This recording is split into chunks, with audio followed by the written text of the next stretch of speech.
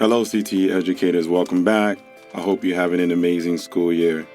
Due to the current climate, we have created a virtual WBL classroom. This has been created for the required WBL hours with the approval of the New York State Board of Education.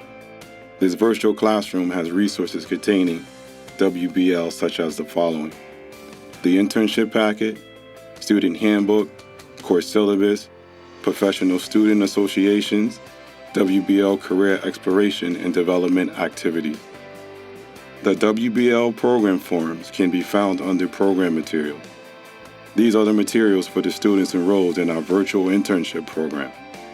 For your convenience, we have also information concerning transitional services, youth employment, and a WBL internship packet.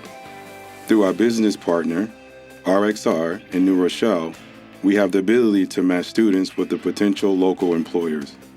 For the classroom activities, the juniors will be focusing on career exploration activities. The seniors will be working on career development activities as it relates to the following: scholarships, college admission, and paid internships. All students have access to youth development videos. These are ideal for developing soft skills.